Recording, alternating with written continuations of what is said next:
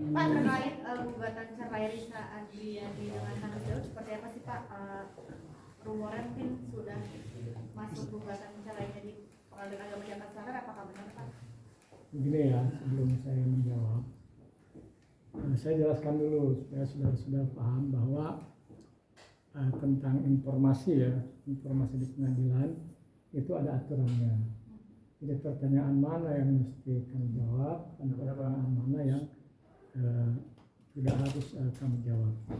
Jadi mengenai standar pelayanan informasi publik itu di pengadilan diatur oleh namanya SK, Surat Keputusan KMA, Ketua Mahkamah Agung. Itu nomor 2 ya, strip 144 KMA SK 8 Romawi 2022, yaitu tentang standar pelayanan informasi publik di pengadilan. Nah, jadi ada pertanyaan-pertanyaan, bahkan permintaan-permintaan yang wajib kita memenuhinya. Di antaranya misalnya ya, informasi tentang register. Saudara boleh tanya, boleh saudara selidiki register. Nah, kemudian tentang juga data statistik perkara. Data statistik perkara ini ada perkaranya ada berapa, gugatan ada berapa, permohonan. Ya, kemudian tentang jenis perkara juga ada gugatan, permohonan, gugat cerai, kemudian juga gugat talak namanya ya, cerai talak. Nah, kemudian ada tahapan persidangan misalnya, ya, proses penanganan perkara boleh sudah termasuk pertanyaan yang itu tadi akan saya jawab. Nah, jadi ini terbuka, boleh, ya, boleh kami jawab. Yang tidak boleh itu, yang disebut pengadilan agama tertutup itu proses persidangannya, itu tidak boleh, ya. Jadi nggak semua di pengadilan agama itu tertutup. Bahkan kalau ada yang nanya seperti tadi itu, ya wajib kami memberikan informasi, gitu. Jadi gitulah. Ya, jadi ada yang mana bisa kami jawab, ada yang tidak. Tentang misalnya tentang alasan-alasan gugatan apa itu nggak mungkin kami jawab, karena itu ranahnya majelis hakim. Tapi yang lain-lain bisa kami jawab. Gitu ya. Baik Pak. Terima kasih Pak. Terkait informasi itu Pak gimana Pak? Informasi apa? Jawab tanya yang tadi apa? Yang tadi pertanyaan. Gugatan dari Raisa Andriani Pak. Perceraian pasangan Raisa Andriani dengan Hanif Daud. Apa betul ada sini Pak? Nah, yang nama yang tadi saudara sebut itu, saya tidak sebut namanya, memang itu sudah ada masuk daftarnya itu tanggal 22 kemarin ya, 22 bulan Oktober 2025. Itu rekannya sudah didaftar, ada di register kami, ya.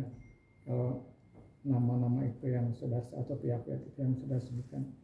Kemudian sidang pertama nanti itu tanggal 3 November. Tanggal 3 November 2025. Jenis gugatannya cerai talak, gugat cerai atau talak cerai Pak? Gugat cerai. Oh, berarti pihak perempuan yang mengajukan Pak ya? Iya. Betul. Diajukan oleh kuasa hukum atau secara online atau bagaimana? Untuk era sekarang pengadilan itu pendaftaran semua melalui online, namanya e-court, electronic court pengadilan, ya, diajukan oleh kuasa hukum. Kuasa hukum yang mengajukan saya. Baik Pak, boleh dijelaskan secara prosedur setelah pendaftaran itu akan seperti apa diproses di pengadilan agama Pak? Ya. Prosedurnya saja Pak. Pertanyaan saya pasti boleh dijawab nih Pak. Ya boleh. Kalau itu boleh. Itu karena tahapan. Iya betul Pak. Tahapan boleh ya. Nah, jadi ketika setelah mendaftar, para pihak ini akan dipanggil.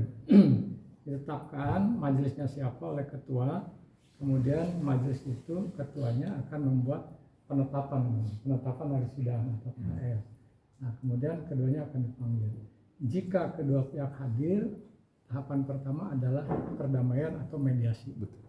Nah, itu diatur oleh Perma nomor 1 tahun 2016, mediasi dulu. Kalau seandainya hanya salah satu pihak yang datang, maka untuk kedua kalinya pihak yang datang akan dipanggil. Gitu.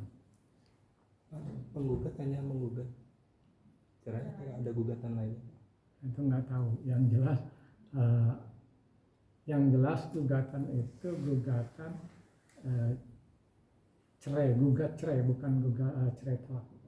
Gugat cerai. Gugat cerai. Isinya saya tidak tahu, kan saya tengah buka. Pak, setiap gugatan itu kan ada berbagai kemungkinan, termasuk salah satunya juga diputuskan secara verstek. Secara verstek itu bisa terjadi kalau apa Pak? Boleh dijelaskan Pak? Oh iya, jadi verstek itu ya apabila si tergugat tidak datang biasanya 2 kali. Ya. Sebenarnya bisa 1 kali, itu diatur oleh hukum acara namanya HIR pasal 125 1 kali. Tapi pasal 126-nya dapat dipanggil sekali lagi. Jadi kalau 2 kali tergugat tidak datang, biasanya itu langsung pembuktian. Pembuktian.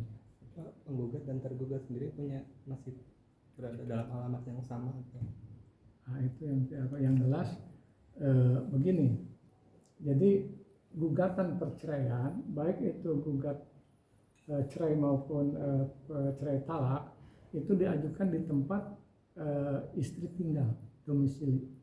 Jadi pengadilan agama yang mewilayahi tempat domisili istri.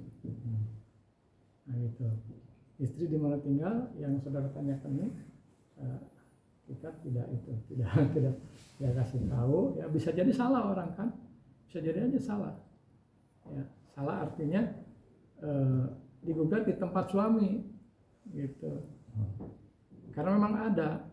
Ya, yang seperti itu, misalnya istri tiba-tiba kabur tanpa izin suami, itu bisa digugat tempat suami. Oke, terima kasih Pak. Baik, terima kasih banyak Pak. Cukup? Baik, terima kasih Pak. Pak, berarti bisa disebutkan bahwa perceraian ini bukanlah karena sebuah kerahasiaan Pak ya?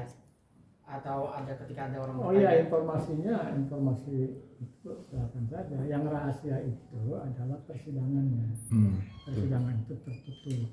Kemudian materi-materi di dalam gugatan, nah itu urusannya majelis hakim. Saya tidak bisa mengungkapkan di sini. Betul, Pak. Gitu, Siap. ya. Mungkin untuk nomor perkara bisa disebutkan nggak Pak? boleh nggak Pak? Sebenarnya boleh, cuman saya nggak catat tadi. Nomor Siap. perkaranya. Siapa? Terima kasih Pak. Oke, Terima kasih Pak. cukup ya. Makasih banyak Pak. Bapak nama izin Pak dan jabatan Pak. Oh iya. Oh siap. Oh ya.